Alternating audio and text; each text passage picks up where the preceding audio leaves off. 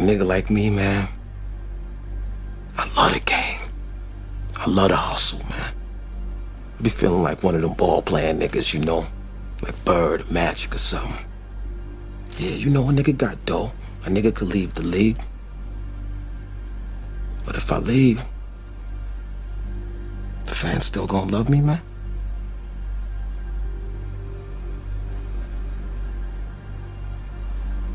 I get love out here in Harlem, man. I done sold coke on these streets, man. Hash, weed, heroin. As long as niggas is feeling it, a nigga like me can hustle it. That's my gift in life, eh? You know?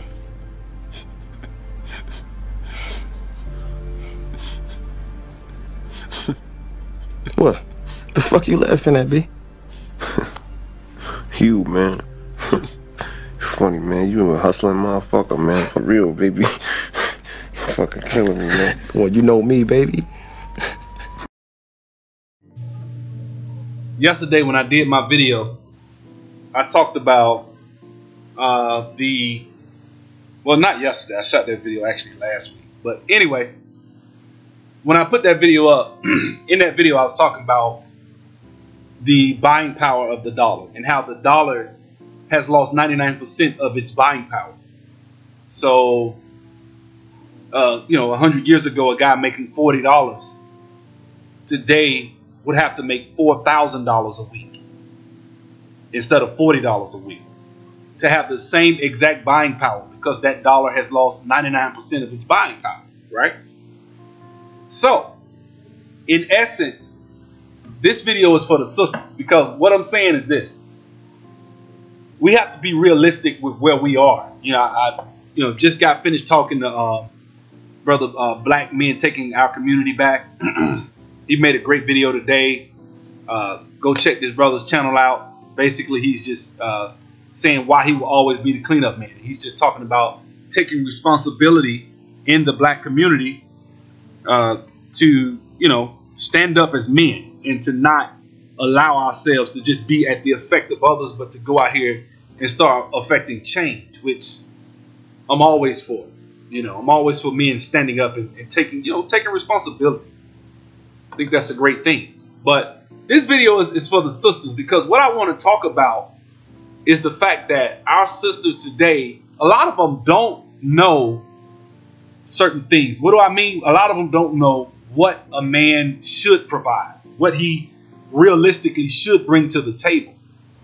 And a lot of them are kind of caught up into this, you know, looking at television and looking at what a guy needs to, you know, you looking at certain females on television and on these different reality shows and stuff like that. They're in a different space than a lot of black people. They just are. A lot of these females, you know, one of my favorites used to be the girl Jennifer from Basketball Wives. You know, I like dark-skinned women. I always thought she was real beautiful, right? But the thing is, she was married to Eric Williams. He had $1 million deals. These women live a certain lifestyle that the average black female will never obtain or acquiesce to. So we need to be realistic, sisters. We need to understand that how can we choose a good potential guy to be with who will be able to give us what we're looking for in a relationship, but at the same time, he's not, you know, some trifling guy who's, first of all, not a good person. Second of all, he's not a good provider. Part of what we got to look at is, okay, what's average? You know, what should a man be able to provide? I'm gonna go ahead and give you specific numbers, and the reason I'm gonna do this is because, first of all, we need to know where we are, and I think a lot of us don't. I think we're kind of misguided in what's normal. What do I mean? As soon as this thing loads up, I'm trying to go to black demographics while I'm recording the video. But anyway, black demographics, I'm just going to guesstimate the numbers. I think it's 33,000 for the average female as far as income, and 38,000 for the average male. So off the top, a black man that makes $38,000 is average. That's what the average African-American male makes. That is literally about, I say about 700 and I don't know, some change, $780 a week before taxes. After taxes, he's probably bringing home about $600 a week, you know, flat round in there somewhere, depending on this, you know, what he has. So $600 a week is what a man usually will bring home on average. So we need to be realistic with, you know, what guys, what men should bring to the table. A guy making $600 a week, what should he be able to afford for rent, for mortgage? It should be about 20% of his take home comfortable. Car note should be 10% of his take home per month. So 20% of his take home per month, if let's just do 4 weeks, just for ease of math, 4 weeks, let's say 800 to round it up, time, you know, minus taxes, that's $2,400. So he needs to be able to pay about 20% of that for rent, which is for a mortgage, which we're looking at about $500. So roughly $100,000 house is what he should be able to afford. Real talk. So, you know, in you know, that's pretty much what it should be. That's it. Individual income for black men is I'm looking at it now. Male earnings 46. I was wrong. So it's 46 full-time year-round workers and 40 for females, black men. The median is 37 for men, 37.5, and 33,250 for women. So I was close, but no cigar. So the point I'm trying to make is this: a man making 45 is actually above what the national average is for black men. And what I'm saying is, we need to stop becoming so conspicuous in our consumption. And I think that was either Du Bois or one of those guys that said that basically black people are very conspicuous, meaning we spend so much, we consume so much. We don't produce anything. We used to produce something, but now we don't have any factories, we don't have anything to produce. But we're conspicuous in our consumption. I know people, they make 70,000 and they look like they make 107. They drive certain cars. They live a certain lifestyle. I know women that make 40,000 a year and they got $800 purses. I know, I've seen that. Let's just be honest. We don't need to spend that kind of money, and we don't need. Not only do we not need that, I'm gonna tell you a story. I was dating this female. We went on a date. We went to Phipps Plaza, which is like a somewhat high-end mall here in Atlanta, over there by Lenox Road. We came out of the movie, went downstairs, and we looked in this window and we saw this couch for $5,000. I liked the couch, but when I saw the price tag on it, I said, "No, I'll never pay $5,000 for a couch." Not that I don't ever plan to have something in my life. If you listen to my channel, you'll know that already. But I remember the female looking at me with this cringe look on her face, as if to say, "Oh, you're broke. You ain't worth nothing." $5,000. Now, take in mind that I said the average household income median is $37,526. That's before taxes. You expect me to pay. Now, I don't make that. But what I'm saying is, the average brother out here on the streets in America, if he has a job, because a lot of brothers are unemployed, and the unemployment numbers are actually skewed because a lot of brothers are not even counted anymore. So when you got a man that makes $40,000 a year, that's why I said I'm gonna be specific. Give him a chance. And I understand if a brother makes $10 an hour or something like that, and he's in school or he's trying to do something, fine. Does he have any motivation? Does he want something out of life? You have to have these skills, and one of the skills you need to have is to watch people's actions, not what they say. You know, we choose brothers a lot of times because of the words that they say to us, because a lot of times women have a love language of words of affirmation. So if he comes and he's talking a certain way, a lot of sisters by default will take that brother as, they'll fall in love with him. And so we need to understand that it's not about that. It's about, what he has, and we need to be modest with it. We don't need to be so, uppity. Like, I know we do think like Mr. Black says that we actually act and think like we're bigger and further along than where we truly are as black people.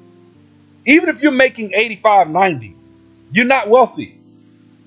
Take in mind that the dollar has lost 99% of its buying power. Inflation. You are not where you were. Someone making, let's just say in the 80s, someone making 60,000, probably, and I'm just guesstimating, but they probably had more buying power than someone making 85, 90 today. We've lost that much. The dollar's shrunk. The Federal Reserve is just printing money off left and right. So what I'm saying is in general, money does not grow on trees. It's okay. A guy does not have to make 75, 100, 120. And on those rare occasions where black women are making 85, 90, 100, just understand that, yeah, should you say, hey, I make 125, I make 150.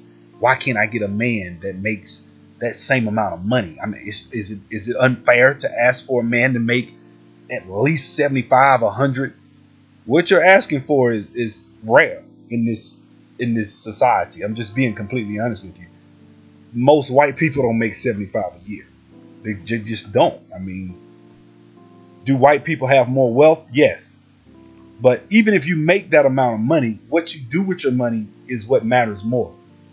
So what are you doing with your check? What are you doing with your money? What is he doing with his money? Watch him. What are his spending habits? What is he saving? Is he industrious with his money? Is he, does he have a budget? Is he planning for something? There's this Bible verse that a lot of people like to use, basically talking about the virtuous woman. And, it's Proverbs 31. I'm sure most people are familiar with it. And, it just talks about, it makes all these different points about what the virtuous woman, how she operated and things like that. One of the main points of that is how she was doing her own real estate transactions. And she basically brought into the house. She didn't take away from the house. She would actually, she had different things that she would bring to the equation. So, there are a lot of things that you should bring, and you should not, flippantly date a guy because he's funny or because he has a big dick, shit like that. He's very nice looking. He's ripped and in shape. Those are great things. Those are great things. But that isn't what matters. If you want happiness, a lot of times what you judge for is those things are way down on the list. What priorities should you should set a list of priorities and not be so focused on the things that I just named. Big dick, money. I mean, well, money's important, but what I'm saying is, he's sexually, he's physically looking good. Because guess what? Just like guys, a lot of guys have low self-esteem and they think they can't get these women because they're nice looking and they know that they're gonna have a lot of competition, so that they go in on these women or they say certain things. It's the same for women. If a woman has a guy and he's physically appealing and a lot of women want to get with him, well, then he's gonna, he knows that.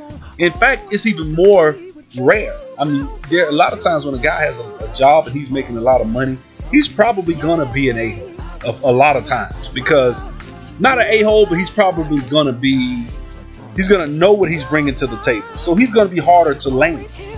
And I've seen plenty of sisters that won't give that brother that makes 30,000, 40,000 a chance. They'll laugh at him. I never forget. I was dating this female. This was back in probably like 2003. Me and her dated for a while. We were cool. Real nice looking sister.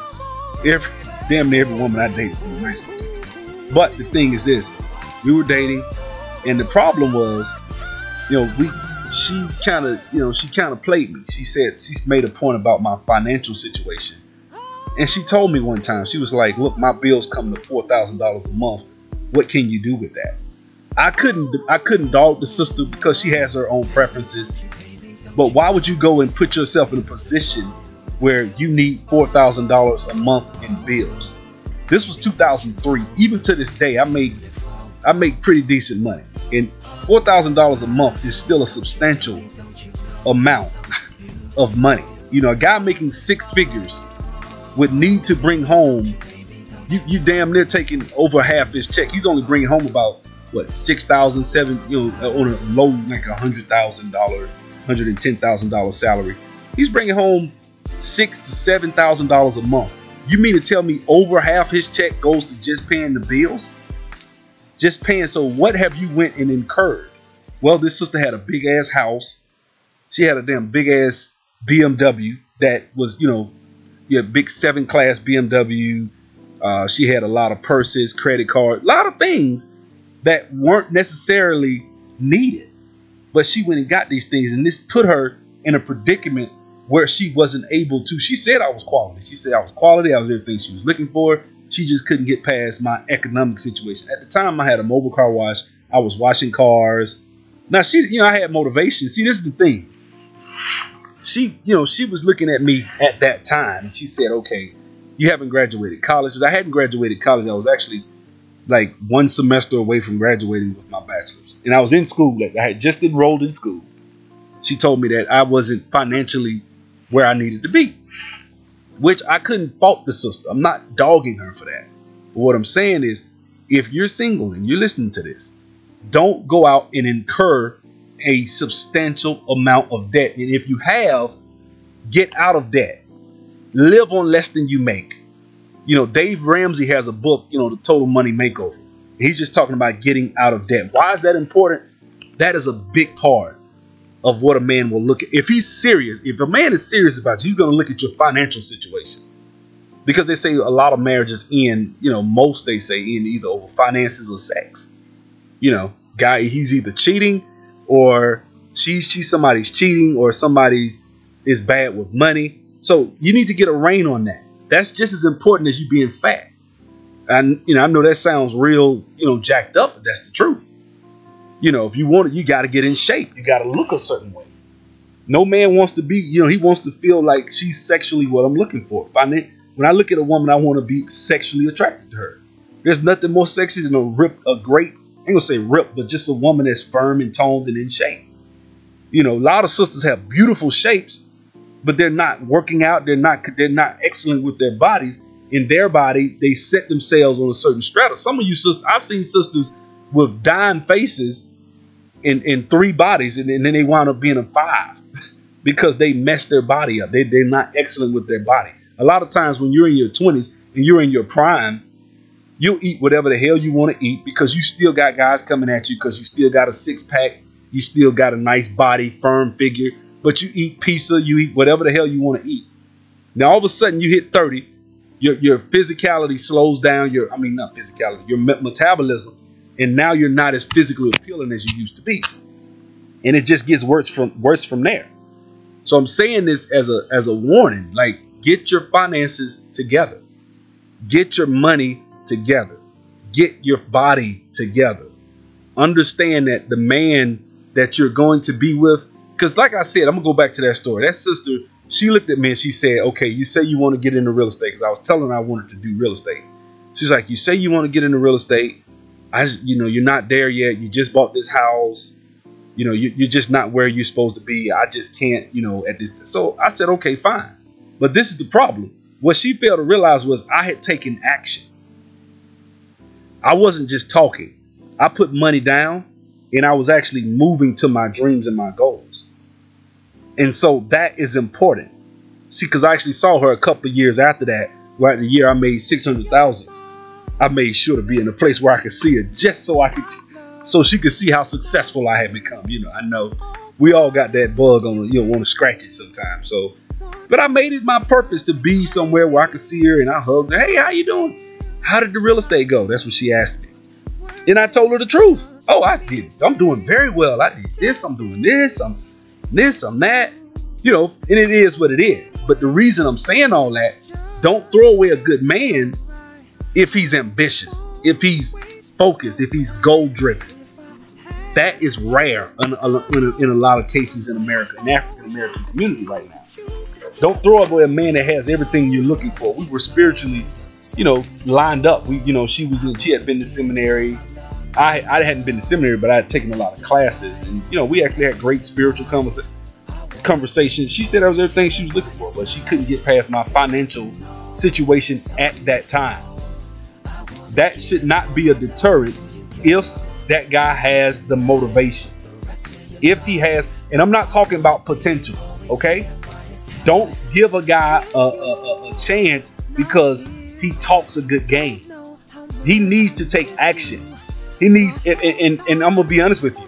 If he's taking action, by the time he's in his 30s, he should have certain tangible things that to show you that he's been working towards that goal. He may not be where he wants to be, but he's taking action. That's the big thing. You know, I got a video called "The Traits of a Good Man." What is he doing? Does he have a plan? Does he have a goal? Ladies, what you got to understand, you cannot look at a man where he is in transition and see that and judge him based on that.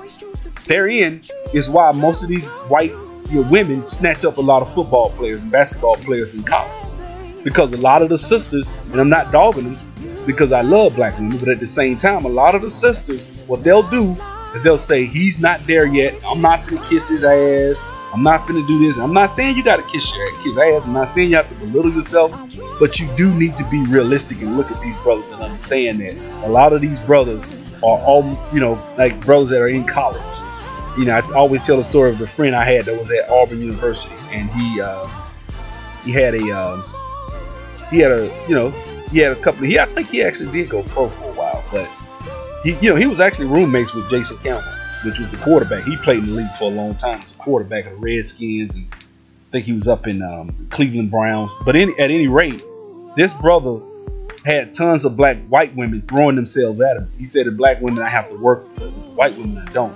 Am I saying that you need to be a hoe or come over and do what those white girls were doing, which was hoe shit? They was home pretty much. No, you don't. But smile, be available. You know, if the brother has the potential, if he's going somewhere, you know, have a builder's mentality. You know, I'm here with my hard hat. I'm here to build with this brother. We're gonna build something together. You know, and in order to build something together or become that power couple, he needs to have a certain spirit about him. He needs to have something focused in his mind that he's on. He's about. And you need to understand that the average brother nowadays, when you're talking about picking a man, is not going to make $75,000 or $100,000. Are they out there? Yes, there are brothers out there. But for the most part, that's not the norm. When you see a brother making that kind of money, he's a rare person. And a lot of times, this is one thing women have to understand too. You have to understand the difference from a guy who will throw money at you because he wants something, and a guy that will settle down with you and spend his life with you. Those are two different types of guys. The first guy who will throw the money at you, he's the type of guy that's basically gonna say, okay, she got a fat ass and a pretty face, so I'm gonna come up and I'm gonna, hey baby, you know, I'm gonna brag about what I got. I'm gonna offer it to you. Hey, let me buy you a car, baby. Let me buy you a purse, baby. Is he gonna marry you? See, that's the questions you need to ask. That's a real commitment, not him, you know, offering to buy you shit, take care of it. Is he even gonna be in a committed relationship with you and not date anyone else? That's the thing. A lot of women brag about, hey, I got a man and he offered me this. I've seen sisters plenty of times brag about the amount of money that go in any strip club and talk to any stripper, and they'll tell you, yeah, I got this guy. He comes in, he tell me I'm his favorite, and you just a jump off. Okay, you a stripper. He does not take you serious. Okay, the guy that sends you tells you what he wants to take you on a trip, or he wants to fuck. That's what he wants to do 9 times out of 10. The guy that's really committed may say some of the same things as far as, you know, how he wants to be with you, but he may not have the money that the other guy has. But does he have the ambition? It's a lot of things. If we step away from that, it will become, let me tell you something. Women that think like that, they get wifed up quick. They're in relationships very fast. They can find a man. Pretty women, I've seen pretty women that can't get a man. I have seen them. And the problem, but they always got somebody that they're kicking it with. Somebody that comes over and beats it up every day or two, you know. that guy that they're, you get away from that. Get away from the cut buddies. If you got a guy that you sleeping with on a consistent basis, but y'all not in a committed relationship, that's a cut buddy. What he's doing, he's basically fucking you, getting his nut, getting what he want. He ain't giving you shit. And when you want something, he will run a lot of times. Or you'll say, well, I don't want him anyway. I just want to fuck. I just want to get, I just got my scratch, this itch to scratch. And he does it better than anybody else. So I'm going to just get him and use him for that. Well, see, the problem is when you have a man like that that's just scratching that itch, you don't have any sexual tension built up in your body. So when you run across this other guy who you may find attractive, who you may physically think, okay, I could probably see myself being with him, you have more self-control than you probably would if you weren't sleeping with this other guy, because somebody else is tearing it up. And there's literally, the way you're wired, women, there's literally a chemical that you release after orgasm called oxytocin, which is the exact same chemical that is released when you have a child. So when you fought that kick that gives you that motherly instinct, therein is the reason why after an orgasm you want to lay and smooch and hold a guy and kiss and cuddle, because it's, there is some sort of chemical that is released that makes you like that. So what am I saying? What you need to do is understand how you're wired. You don't need to be having sex with people casually. You do not need to do that. I know, and me and brother Mr. Black, Black Men Taking Back Our Community, me and him talk about this all the time. If there was less free and I hate to say this word, promiscuity or whatever, basically women that are loose sexually, if it wasn't all this hoeing going on out here, our marriages would last longer. But it's just like any other market. The more of something that you introduce into a market, the cheaper it gets. So you're right, ladies. What you have between your legs is valuable. It used to be. But if any and every woman is out here busting it open and giving it away, then it's cheaper than what it used to be. So, in order for us to change as a people, we need to start making, being chaste, chastity in, not being a hoe, not being, like Zane puts all these novels out. I'm sexually free. Men do it. Why can't I? There are ramifications to that. Women, I'm sorry, you're not wired to do the things we do, and we're not wired to do the things you do. I can admire what women can do. They're great at organizing. It's certain things a woman can do. It's certain things a man can do. We can pick up heavy shit. We can do a lot of things. We're great at being mechanical. We're very mechanical minded. It's just certain things that the average man can do. There are mechanical minded women. There are great administrative men that have great organizational skills. There are always exceptions to the rule, but for the most part, this is the way people are set up and wired. Take that into account. Take that into account. And I'm gonna bring this home with this. Basically, bring this some bullet points. Stop just pulling shit out my ass. A lot of time I just get on here and just talk and just spit from the heart, off the head. I just say what I feel. But for the most part, our women need to stop looking at a guy financially where he is and thinking that he's supposed to be able to afford, a $2,000 Gucci bag, Gucci purse.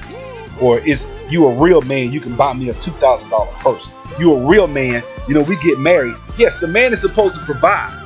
But is he supposed to provide your ass with a damn 5,000 square foot house that's worth $500,000? Or is he supposed to provide you with a roof over your head? Is he supposed to provide? He's supposed to provide you transportation.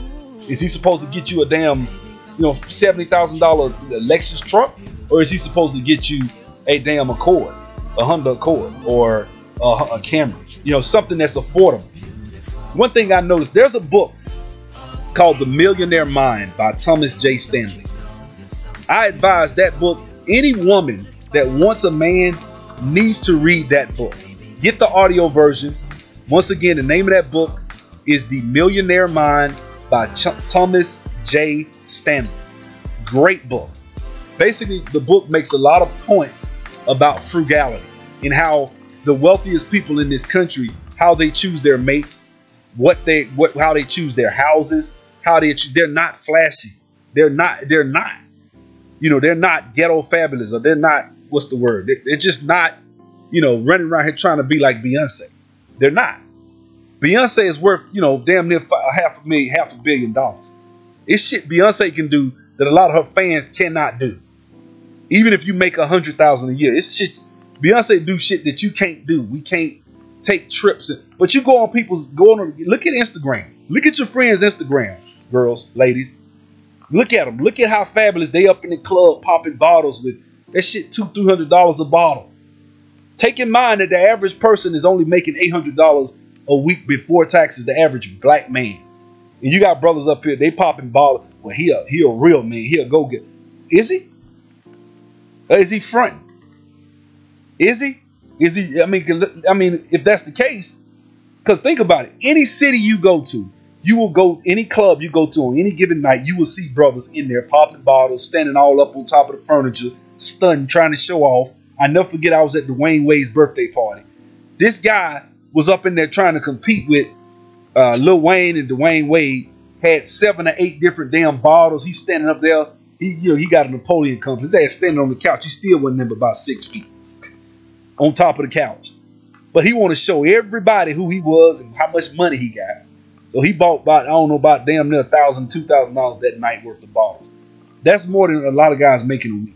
He spent that in a night. That's one guy. Now, can you get a guy like that? Yeah, but that's stupid. Why the fuck would you go in the club and spend that kind of money on a damn bottle? Fuck that shit. You get drunk off 2 or 3 bottles, off 1 bottle, maybe 2. Why you need to get in there and impress people? We look. All you got to do is look at the statistics of black people economically. We fucked up. We cannot afford to be out here. We flex harder than anybody, but we broker than anybody else. That dude was probably, I doubt he was probably as rich as the guys that he was in there trying to compete with. He in there trying to compete with people in the NFL, NBA. And at the time I had sold a couple of houses. I had some money in my bank account. I could have done some dumb shit like that. There's no way in hell I would have stood up. I didn't buy shit. I bought drinks. I bought an individual drink. I did not give a damn. But he was in there trying to show that he's on a certain level. For what?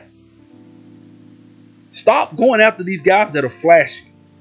A guy that has, tries to wear certain clothes, or that shit doesn't mean anything. We learned this shit at a young age. Kids wearing $200 Jordans. For what? LeBrons and shit. For what? For who? To impress who? We got to get away from that. We need to get into understanding what really matters. Show me a damn deed to some property that you own. Show me that's impressive. Show me the damn factory that your damn family owns. Show me some shit that really matters. That mean that your last name means something. See what I'm saying? That's real. That's substantive. Getting ahead in life. That's what we should be striving towards. And if a man is making a certain modest amount, don't shit on him. Don't turn down a brother because he don't have a certain income. Look at where he's going. You know how many brothers I knew? No, there was this sister. I'll never forget this shit. I was in like 3rd, 4th grade. No, I was a little older. I was probably in the 8th grade. And my brother, who, mind you, right now makes about 200-some thousand a year. He's a Oracle Financials consultant, and he every year he makes right at 200,000. A bad year for him is 107. Real talk. I mean, he makes real good money. Well, there was this female that we lived in the hood, but there was this real pretty female that lived up the street from him named Brenda. Lived up the street from us, right? We had a duplex, and my brother lived on the other side of the house. My brother went to Alabama State University. He was a 4.0 student. He's actually now the city council. He's involved in government, and he's a elected official, right? So my brother is a successful guy. So any woman that got with him was basically gonna hit the jackpot. I'm just being straight up honest. This is just me on the outside looking in. So basically, what happened? He went and he went up. He had a paper route. And, at the time, my brother was working 2 or 3 jobs. He was working at a rental place. He was a place called You Can Rent, which basically is like a rental center. He was working, he had a paper route. He had 2 paper routes. He was on the dean's list. He was a 4.0 student the whole time he was at Alabama State. He never made a B. He made all A's all the way through. No, I take that back. He was a magna cum laude. He wasn't a summa. So he had a 3.75 somewhere. He was way up there. Brilliant. brilliant. Anyway, he went up there. He tried to talk to her. I was sitting in the car. I'll never forget this female. She was pretty. She told him, she said, brother, you driving a Ford Fiesta. I can't talk to you. Now, you know, and she said, I'm sorry, every man I date, he drives a BMW or a Mercedes, or, you know, I can't date you. You driving a Ford Fiesta. You would be she said you would be an embarrassment to me. You know, I watched my brother. He was deflated. He was depressed. Not depressed for a moment. He was kind of down about it because she stepped on him so hard. Well, literally, I'm talking maybe a year and a half later, he graduates, moves to Atlanta. He's a stockbroker. This was his first job out of college. He was a stockbroker at a company in Atlanta. And he was doing pretty decent for himself. And he saw this female again. And by then he had bought, I think he had bought, this when the Nissan Altima was almost a new car. It was pretty much, so he had a purple Altima. He bought that car. He drove down. He saw her. You know, he would wave at her and things like that. But she would always act all stuck up, you know. And it's just funny because maybe, you know, he would speak to her. And I said, whatever happened to that female?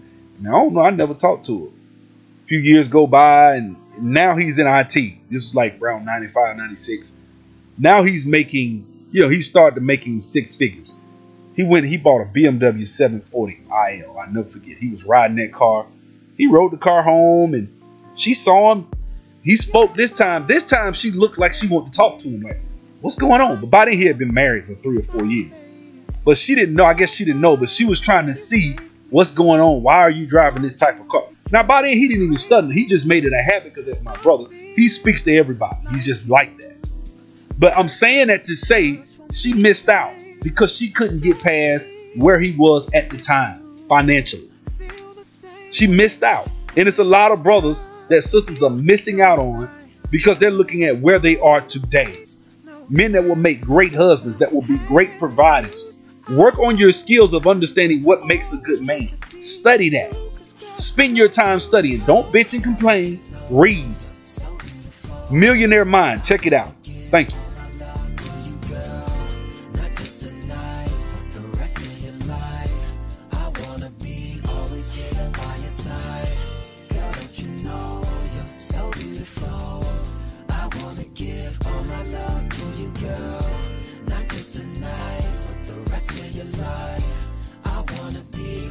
Here by your side.